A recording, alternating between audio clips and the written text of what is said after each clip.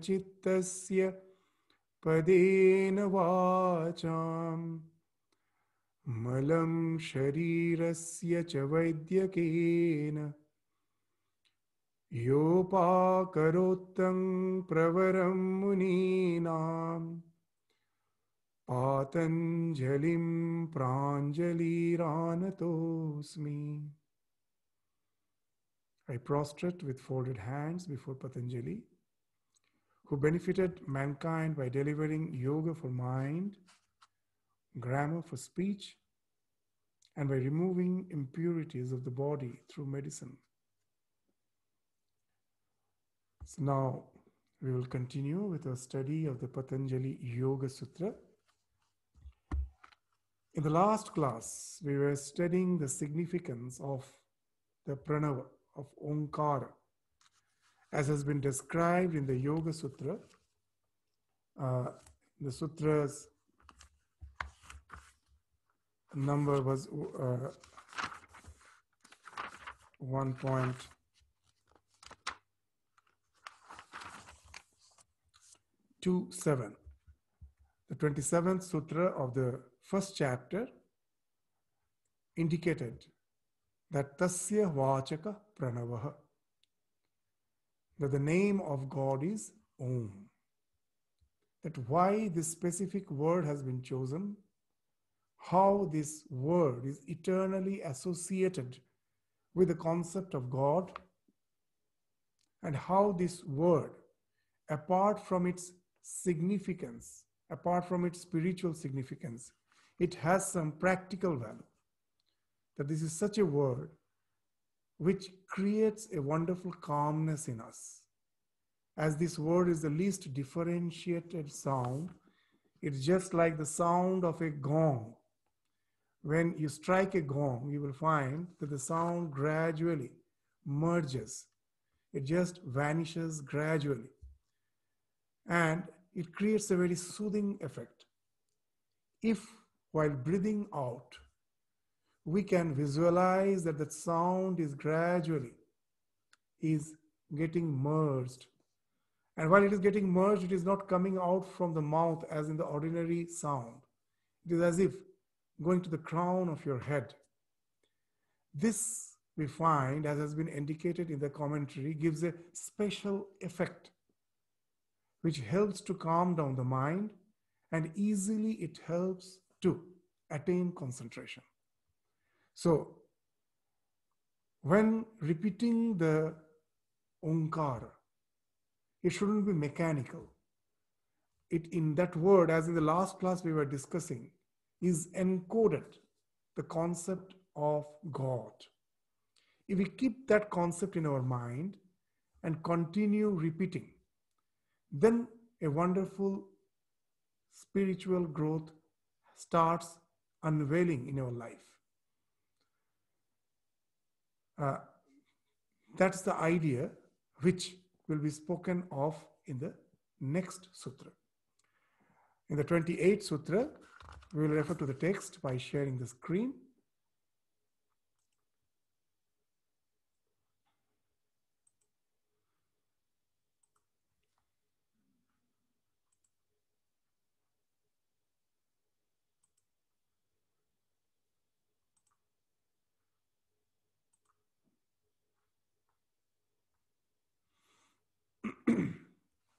So this is the 28th sutra which we are going to study today.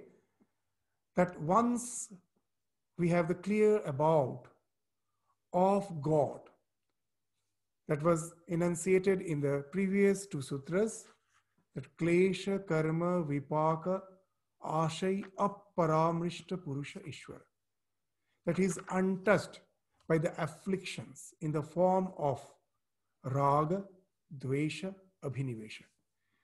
In our life, you will find all our actions, the motivations behind the actions can be boiled down to these three afflictions. Either it is out of raga, it is out of obsession. We are highly obsessive to certain things of life, and that drags us, that pulls us, that motivates us to the various actions which we are doing in our life, or certain things we hate. some things we are afraid of. Either it is obsession or it is the fight and flight response. That is the dvesha and the abhinivesha, which again motivates us to do particular type of actions out of dvesha, out of abhinivesha. So all our actions at last can be boiled down to be motivated by these afflictive factors. Who is God?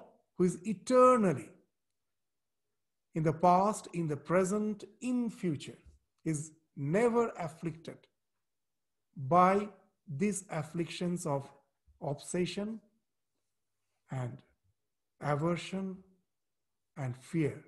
We can, in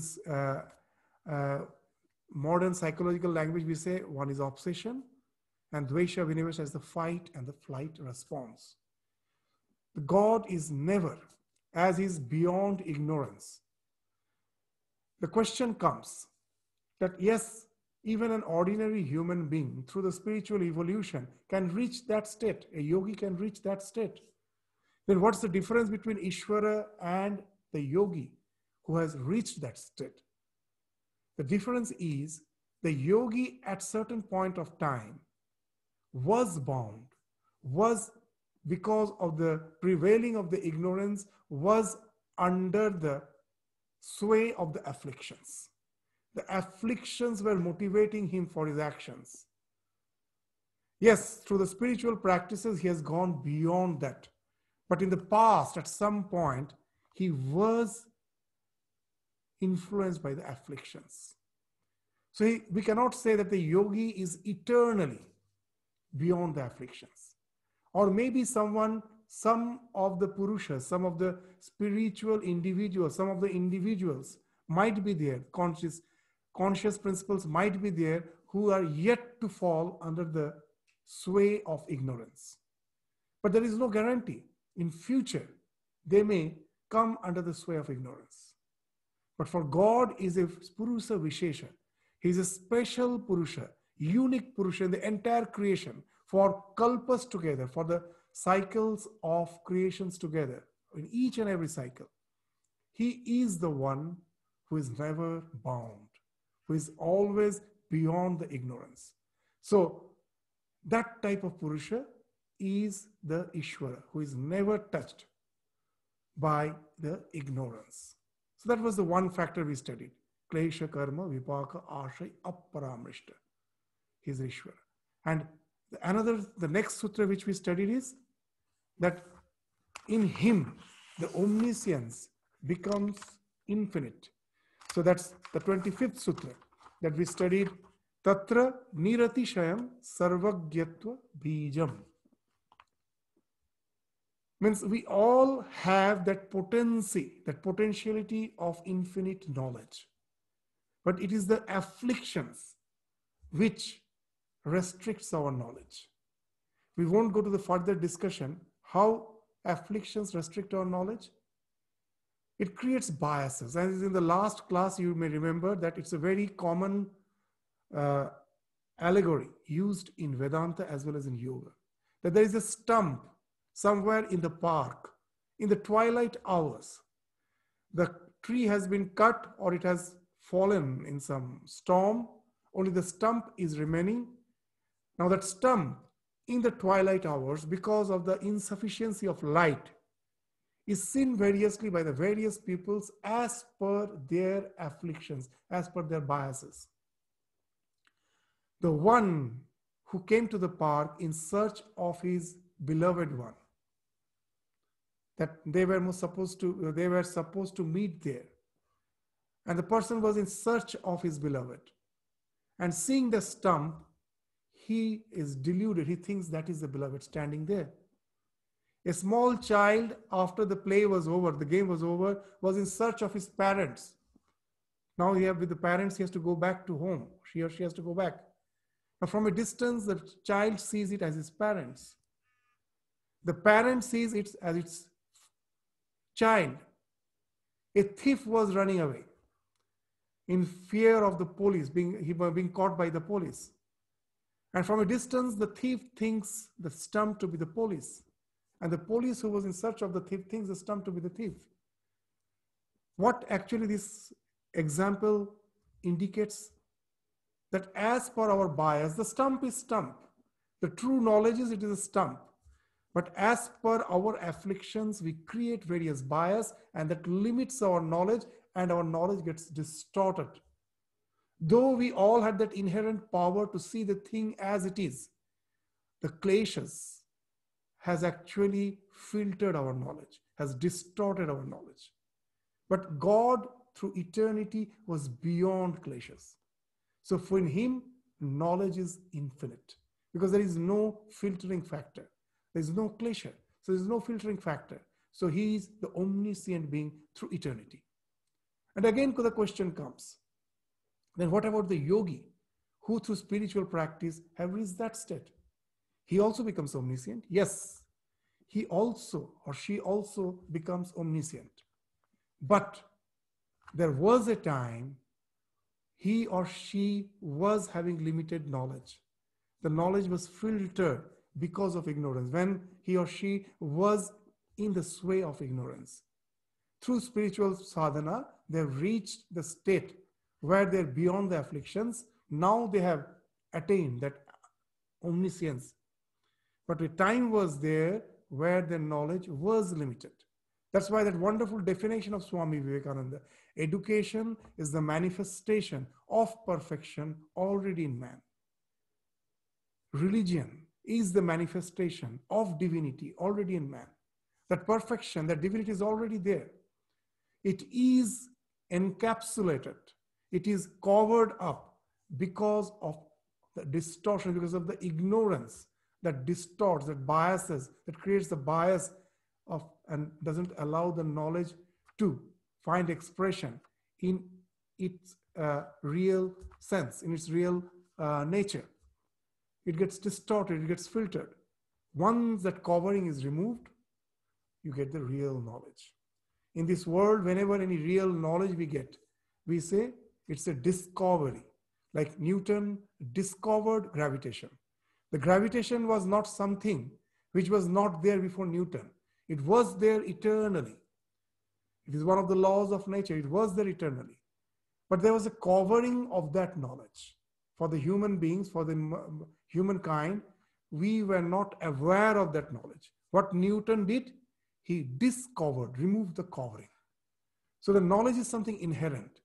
In Ishvara, it is inherent. It is always there. As a human being, by removing the ignorance, we discover them. The more we discover, the more is our knowledge. For Ishvara, as there is no covering, there is no question of ignorance. For a yogi who has attained that state, a time was there who was not omniscient. Now he has become omniscient. Or the one who is yet to fall in the snare of the ignorance may be at present not under the sway of ignorance, but in future he may fall under that sway. But Ishvara is always, through eternity, through all the cycles, an omniscient being. That's the difference between the Ishvara and a yogi. And another thing, that omniscience speaks of power. The more knowledge you have, the more powerful you are. Because all the, what you say, there's that in English, that proverb is there, that knowledge is power. It's the power because the moment you have the knowledge, you can use that knowledge to eject the satellites. It can go to the Mars. All the inventions speaks of knowledge expression as power. So then if Ishvara is omniscient, then he speaks of all powerful. Now a yogi who through spiritual practice have gone beyond the kleshas and has become omniscient, he also becomes all powerful. So here yoga says another thing. This is the third difference between a yogi and God and the Ishvara. What's the difference? This third difference? That though a yogi through spiritual practice may become omniscient, but he doesn't have the omnipotence. Why? Because there will be chaos in the creation. If two persons, if two Purushas are omnipotent, it will be like a car with two steering wheels. One wants to go to the right, one wants to go to the left. There will be contradiction of their wish, and there can be a chaos. A car cannot have two steering wheels. So a Purush, a yogi through spiritual practice may become omniscient, but the omnipotence is only of Ishvara. So these are the basic three differences. In the first sutra, that Klesha Karma Vipaka, the difference was that Ishvara is eternally non-afflictive. The yogi, most probably before reaching that spiritual state, was motivated by the afflictions. Now he has gone beyond the affliction. That's the first. And then the second difference, Ishvara through eternity is omniscient. A yogi through the spiritual practice may have become omniscient. He was not so. And the third, omniscience speaks of omnipotence, but that omnipotence is only attributed to Ishvara. It is that though a soul who has freed himself through the spiritual practice, through yoga, the yogi who has freed, is omniscient, but is not omnipotent. Because if there are two Purushas with omnipotence, there may be the clash of the way they want to run the show, and there may be a chaos in the universe. So omnipotence lies only with Ishvara. There cannot be two presidents of a country. There cannot be two prime ministers. This has to be one, because there otherwise will be the varied opinion. There will be a clash. So these are the very common way of justification through which yoga is describing the concept of Ishvara. So this is, here we don't have the scope. We will find the concept of Ishvara is quite different in Vedanta. But whatever may be the difference, we need not go to the technical aspect of it. Just for our spiritual practice, for a purpose, if we just understand the concept of Ishvara as has been enunciated in yoga, that itself will be quite motivating for us to just have the vritti sarupyata. The more I think of Ishvara who is beyond the klesha, my vrittis, my thought waves is reflecting the concept of Ishvara. I'm culturing that. I can never become one with Ishvara, but by culturing that, the Ishvaratva, the concept of divinity, gradually there's a transformation within me. So that's the thing for which we always resort to the contemplation of Ishvara. That brings the vritti sarupyata, this idea of Ishvara that is more and more cultured. And what you culture, that you become. So that's the concept of Ishvara. That's why, that how much it is really philosophically correct. We need not go to that. There is some subtle difference between the concept of Ishvara in yoga and Vedanta. We need not go to that immediately. In future, if we have a scope, we can have one separate class for that. But for the time being, the concept of Ishvara that has been described in yoga is itself quite sufficient for our spiritual practice by having that concept always in our mind while chanting Om. If we have that concept, that Om is Ishvara, who is always beyond affliction, who is beyond all afflictions, beyond the karma, beyond all the effects of karma, beyond desires. He is having no filtering factor for his knowledge. This itself will help us to purify ourselves by culturing that. And that way, we start evolving spiritually. So that's the thing which is very important. And that's for that only the concept of Ishvara has been brought into picture in yoga. It is not just to describe a concept. Behind that concept, there is a factor which speaks of the practice. That this concept, if you keep in mind, that will help you to grow spiritually. That will be indicated in the 28th Sutra, which we are going to study now. What's that? Tat japaha, tat artha bhavanam. That whenever in our day-to-day life, it's not that I have to sit down and fix my hours for meditation. If I don't have time, you will find there are many even sadhus who are busy with so many activities, but they make it a point now and then to chant Om. Even Swami Vivekananda, when he was in the West, he was so much busy in preaching the Vedanta. He was having an extremely busy life there. But you will find the reminiscences that now and then, even when he's conversing with the people, suddenly all the conversation will stop. He will chant either Shiva or Om. That is something which is japa. That if I can have some separate time to sit down and do that, well and good. But if it's not possible, as we have told in the very first sutra, when we were studying the Ishvara Pranidhana, that what? That it is a process where it's the awareness which is important, not the particular practice. But the awareness of Ishvara is there in my day-to-day life. And just to keep that awareness in my mind, I go on repeating the name of Ishvara in the form of Pranavadhvani Om. So if I do that, that itself will be helping me to spontaneously grow in my spiritual journey. It is a spontaneous growth. It's not that you will be jumping the steps which the Yoga Sutra will be speaking of. All the steps will be followed spontaneously, automatically, just by this process. So what the sutra says, tat japa, repeat it, that onkara which has been spoken of in the previous sutra, repeat it, and that repetition shouldn't be mechanical. Tat artha bhavanam, the concept should be behind the mind whenever I am pronouncing Om in my day-to-day activity, whatever I'm doing, to keep the awareness of God, Ishvara, in my mind with the chanting of the Om, either mentally or verbally. I chant it and just reflect on it with the thought or that is involved with that pronunciation. Now, what happens?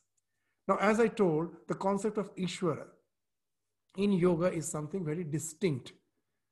So here, I can never become Ishvara because he is a Purusha Vishesha. By repeating the Onkara and thinking of the concept of Ishvara, what I am doing, in Vedanta they say that the moment you know Brahman, you become Brahman. Because you are already that. It is called apti.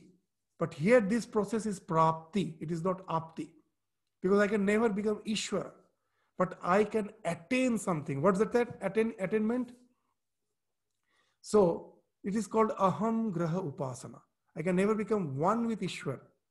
But the Ishwaratva is in me. Means all those potentiality which the Ishvara has, that in the potential form is lying in me, is hidden within me. With this practice, that can just manifest. So in our scriptures, they speak of aham graha upasana, aham graha. We discussed it in some other context. It's a very nice concept. Aham graha upasana. Vigraha. What is vigraha? When you are sitting in front of the altar, with a deity in the altar, you have an idea. The one who is sitting in the altar is all pure, is perfect. All the purity, all the perfection is imposed there. At the same time, I am quite aware of the fact I am not that pure. I am not that perfect. I impose it on the deity in the altar and I'm quite satisfied with it. But now the yoga is saying that won't help me much in spirituality. I have to internalize that deity within me. Though I am not one with Ishvara, but I have to think that he is as if seated in my heart. Then what happens? That is known as aham graha upasana. That the vigraha has been installed in your heart. Then what happens? That you become the shrine. The way we keep the shrine clean, the way we try to purify, because where the God is, the place should be clean. So you have to keep your body, your mind clean. Ishvara is klesha karma vipaka ashray aparamrishta. So I should also represent that. So now that Ishwaratva, I can never become one with Ishvara, but that Ishwaratva starts manifesting in me. I get motivated. This is known as aham graha upasana. This, we will use a wonderful analogy to understand what it is. As in some Karma Yoga class, we were indicating that you will find there's some basic difference with Hinduism and with Hinduism with the other Abrahamic religions. All the Abrahamic religions you will find is highly disciplined. There's a church, all is a huge congregation. The prayer, when the prayer is going on, there's a wonderful resonance of rhythm. All are repeating the same prayer. And it creates a wonderful atmosphere. In Islam, the same thing you will find, that all are just kneeling down, getting up, and doing the same prayer, and it creates a wonderful effect. A wonderful calmness prevails there. A wonderful ethereal atmosphere is created. But if you go for the Kumbh Mela, the biggest religious congregation in the world, you can never find such a huge number of people congregating for some celebration, for some religious event. Never even, there's no other. The biggest. But the peculiarity of that type of congregation is you will find there is no practice which is common to all. You go there, you will find each and everyone is having his own queer way of practicing their religion. They have their own queer rituals, chantings. Even the husband's way of relating to God may not be similar to that of the wives. Each is having his own way. And that apparently gives the idea that there is no as such cohesive factor in this religion. It is all are just having their queer ways of relating their prayer to Ishvara. And it may give some negative impression, but we will make a big mistake if we just have an apparent look of what is going on. If you go deep into it, it actually speaks of this aham graha upasana. What it is, to understand this, we will take an example of a doctor who has 3-4 children. The doctor, after his practice throughout the day in the hospital, returns home. So he was wearing a white coat.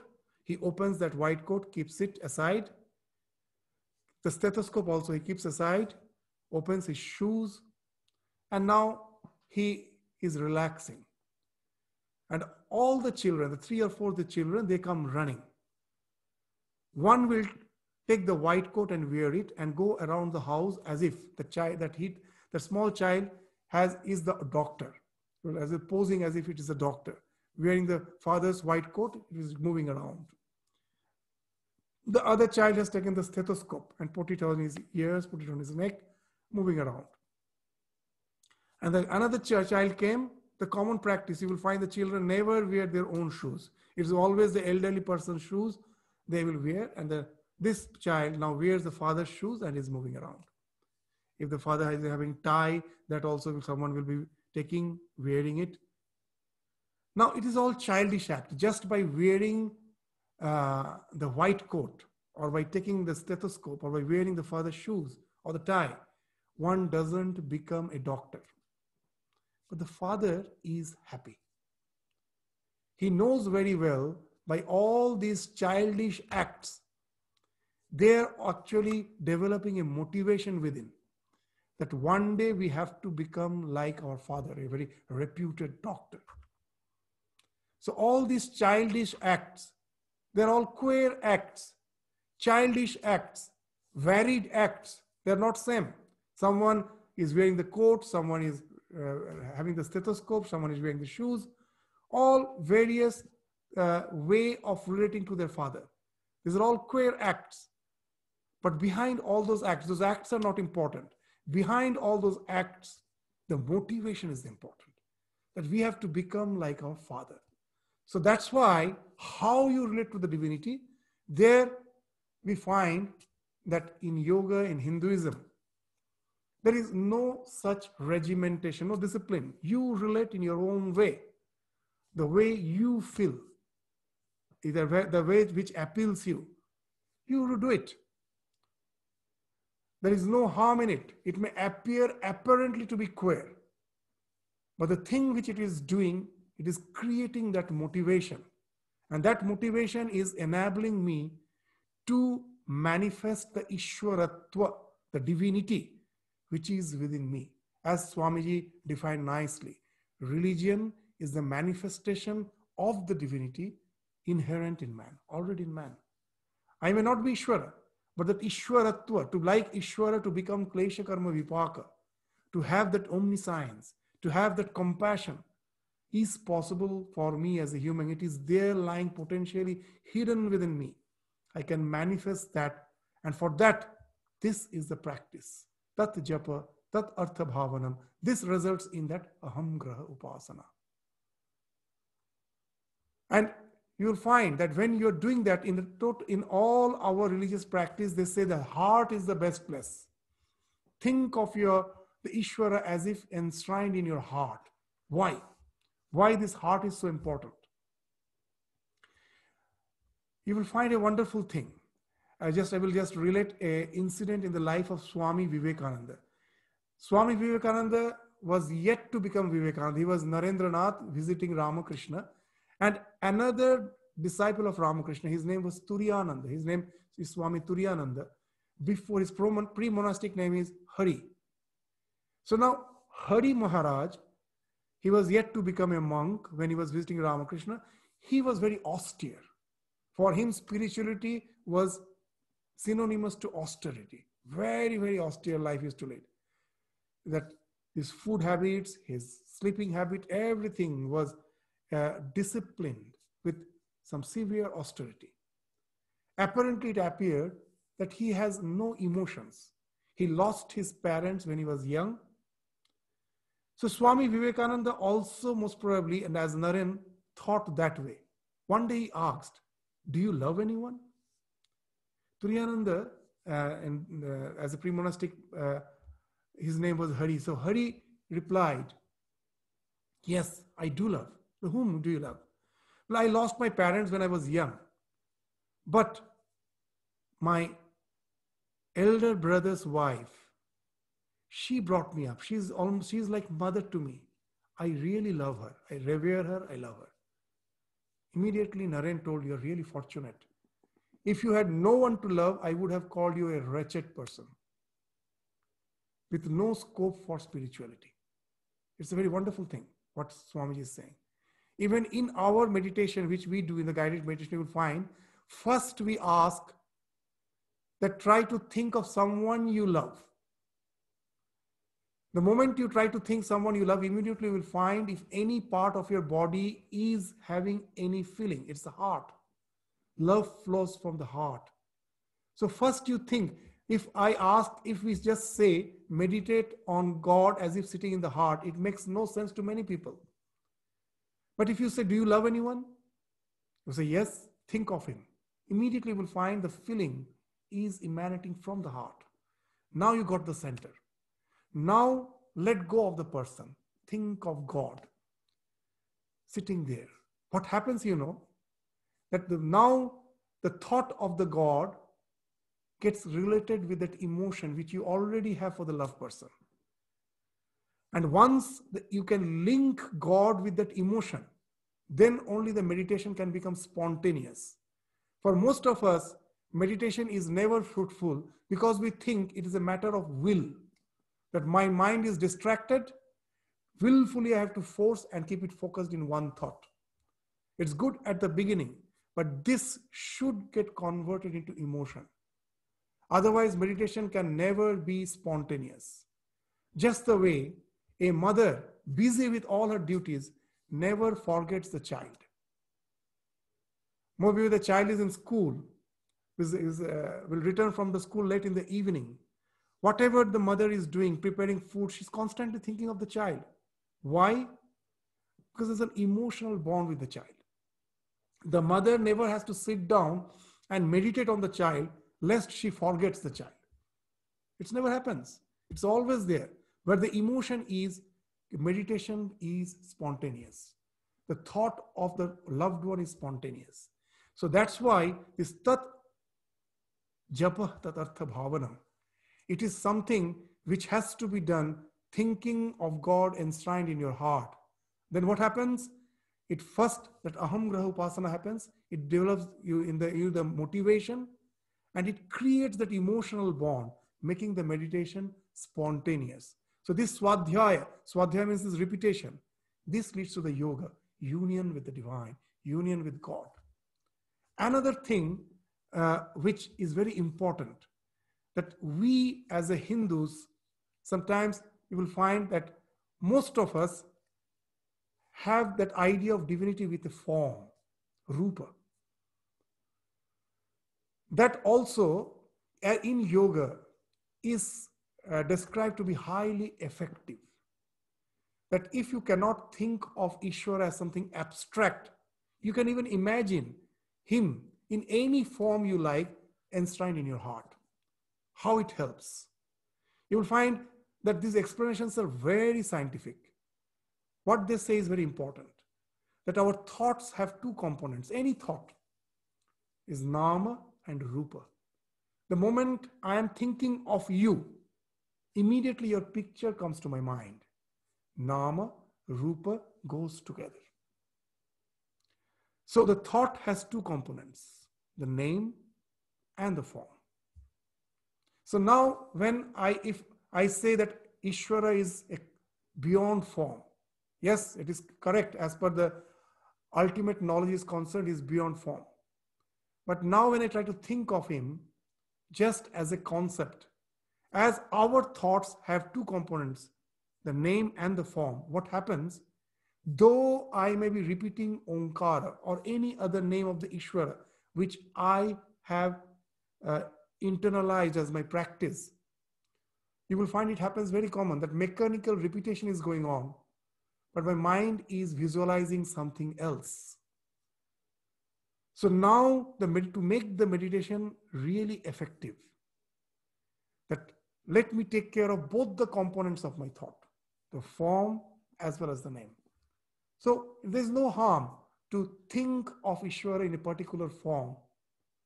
This will help to focus my mind, streamline my mind from all other visualizations. So this is the practice which can easily help me to make my mind ekagra, focused. So now you will find that in the practice that someone told Buddha that you don't, most probably you are an atheist, you don't speak of God. What Buddha replied was something wonderful. I never speak of the ultimate truth. I speak of the way. People take the way to be the truth, and that becomes the problem. And he gave a wonderful example. He told that the mother was trying to point out the moon to the small infant. The infant was on the lap of the mother, and they were outdoors, and the mother wanted, in the tropical climate, in the evening, the mother wanted to point out to the moon. And this infant is so attached to the mother, it always stares at its mother's face. Now the mother told, see, there is the moon in the sky. See, there up. And the child was still staring at the mother's face. It is yet to develop that focus. Now the mother forces, catch hold of the chin of the child, turns it towards the index finger with which she is pointing to the moon. And at last she finds she is almost incapable of showing the moon, because the child's attention is on the tip of the finger. It knows only its mother. That's the personality. It happens with all our so-called avatars, all the divine incarnations. They come to point to the truth, and we get fixed to the index finger, taking that person to be the truth. So that happens with all of us. Here also you will find, when they're speaking of Ishvara as a concept, but at the same time they're speaking of a visualization, we forget that maybe this is not the ultimate. This is the index through which we can realize the truth. And we take the index to be the ultimate reality.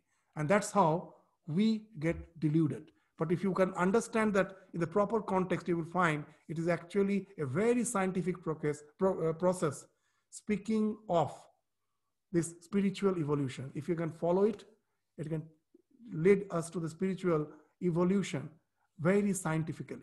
So now even though this Tat Japata Artha Bhavana, this sutra is small, but it has various layers of understanding which we will try to discuss. Now we will go to the next sutra, the 29th sutra. What it is? Now, Tat, by this practice, when you go on practicing Ishvara, thinking of Ishvara, practicing the contemplation of Ishvara by japa, by repeating Omkara and thinking of its meaning, what it results in. What's the result? The result is spoken of in the 29th sutra. Tataha pratyak chetana adhigamaha api antaraya abhava cha. Two things happen. Pratyak chetana, that constantly our awareness is of the outside things. That is parak. By contemplating on Ishvara, for the first time you are indrawn. You try to go to the source, the conscious principle which really defines you. That without getting identified with the knowables, the things to be known in the outside world, I just become identified with the witness consciousness of the knowables. That there is something which is witnessing all these knowables. I go within and I become aware of my real nature. So that is the thing, Pratyak Chetana. It helps us to get identified with the real me. That is not only the thing. Api antaraya abhavacha. In our spiritual journey, you will find a lot of obstacles come in the way, in the form of disease, in the form of doubt. You will find they are just vanishing. You don't know how it is vanishing, but it vanishes by being aware of the concept of Ishvara. You go more within, and not only that, the external obstacle starts falling off. So these are the two effects which we find which follows Ishvara Pranidhana. So tata, from that, tata means from that, is gained. Adhigama. Adhigama means is gained. What? The realization of the individual self, the Pratyak Chetana. And the obstacles are resolved. Antaraya abhavacha. Now this word Pratyak has two meanings. One meaning is that which is inherent in every being. Now, though we are, as we are telling, that though we are not one with Ishvara, but the Ishvaratva, to become more like Ishvara, is something inherent in all of us. In that sense also, we can take the word Pratyak. That can also be the meaning. So the first meaning, that which is underlying every being as potentiality. Every Purusha has the potentiality to be Klesha, Karma, Vipaka, Ashri, Aparamrishta. We all can become like that. Though we are bound in the spell of ignorance, we can evolve. We can go beyond that. We can become non-afflictive like Ishvara. So that inherent capacity is in all of us. So that's the Pratyak, meaning of the Pratyak. Hence, Ishwaratva, not Ishwar, Ishwaratva, or the nature of Ishvara, is underlying as potentiality in every being. Thus, this potentiality is Pratyak in one sense. In another sense, the Sanskrit word Pratyak means moving within, in contrast to Parak, which is moving out. So this has been wonderfully described in one of the Katha Upanishad mantras. It's a very famous mantra. Just let me repeat it. Paranchi khani vyatrinat swayambhu tasmat parak pashyati na antaratman kaschit dhirah pratyagatmanikshat avritta chakshu amritatvam icchan. So what it means? Paranchi khani vyatrinat swayambhu. Swayambhu means the Lord. The Lord, Swayambhu, the word is very significant. The one who exists by his own right. Swayambhu. There is no cause of his creation. He is eternally there. He has inflicted our senses. Khani is the senses. Kha means ears, and khani is the plural, means ears and the other sense organs. By the word khani means all the sense organs, the ears, the eyes, the nose, the taste, the tongue, the skin, all the five senses, the Lord have injured them in such a way that it always sees outside. It always is focused in the outside happenings of the world. It never turns within. Tasmat parak pashyati. That word parak means moving out. Na antaratman. It is not going inside. Kaschit dhira pratyak atman aikshat. That the word pratyak means within. Kaschit dhira. There are a few fortunate ones, the wise ones, the calm ones. They, in their attempt to see the one who is within, the individual self which is within, goes within. Kaschit dhira pratyak atman aikshat. The atman which is pratyak, inside, pratyak atman aikshat. Avritta chakshu, closes the eyes, amritatvam icchan, to attain immortality. The one who is within is immortal. Our attachment, our identification with the things, with the psychophysical existence, gives us a feeling as if I am undergoing change. But there is no change in me. The real me is eternal, is unchanging, is the Purana Purusha, is always the same. So to go within, we have to stop moving out. When I was in India, very nice, even I think here also, for some, that motivational classes from in India, the jail, in the reformatory jails, centers, the jails, there they will be approaching us that why not that weekly once or monthly once you come to address the inmates here. Let them also be aware of all these spiritual ideas that will help them to reform. So we used to go. And for the first time when I visited one of these jails, very interesting, I found there are two gates. When you are about to enter, both the gates are locked. When you are about to enter, before opening the outside gate, first they ensure whether the inside gate is locked. They will ensure that has to be locked first. They will lock the inner gate and then only they will open the outer gate. Now you enter between the two gates. Before opening the inner gate, they were unlocking the inner gate. Now they will ensure the outside gate is locked. When the outside gate is locked, then only they will open the inner gate. Now you can go inside. So this is a measure so that none can run away. The two gates are there. When the outside gate is open, the inner gate is locked. You are between the outside gate is locked, then only the inner gate is open. Both the gate is never open at the same time.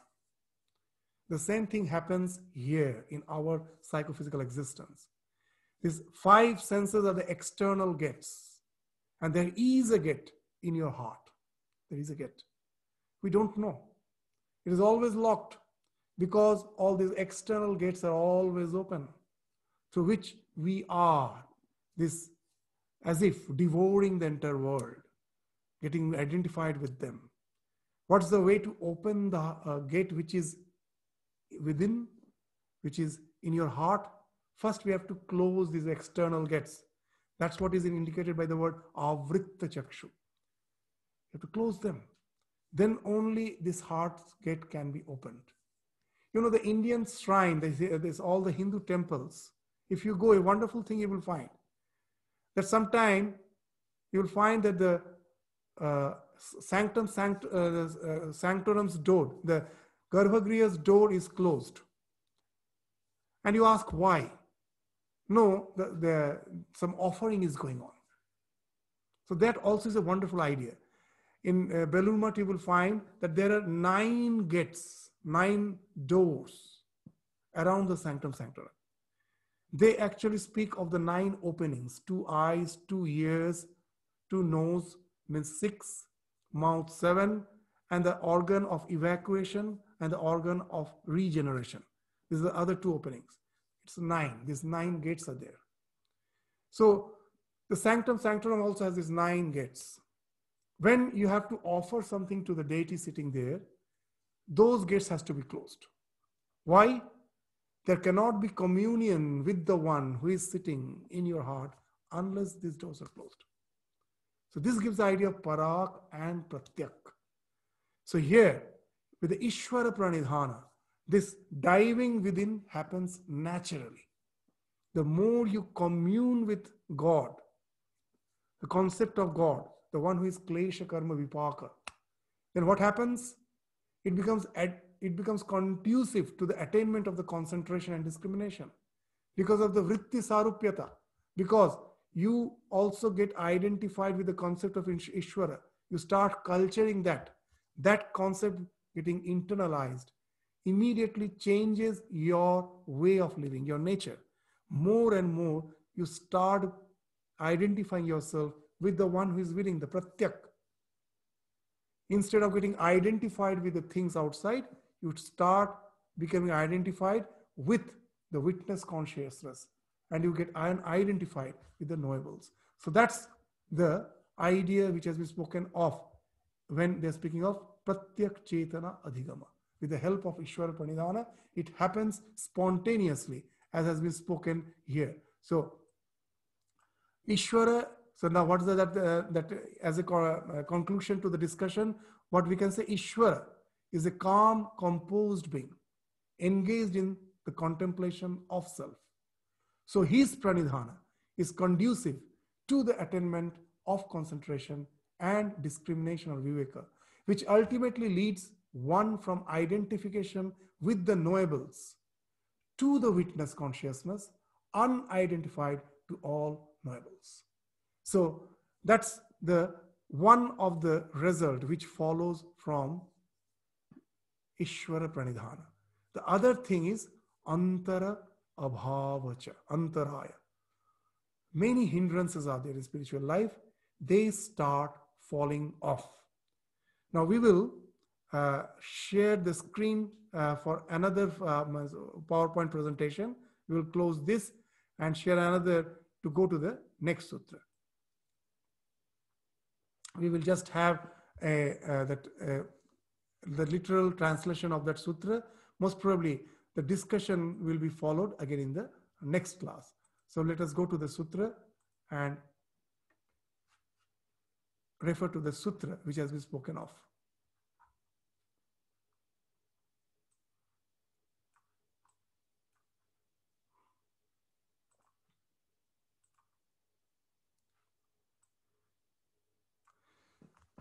So this is the 30th sutra.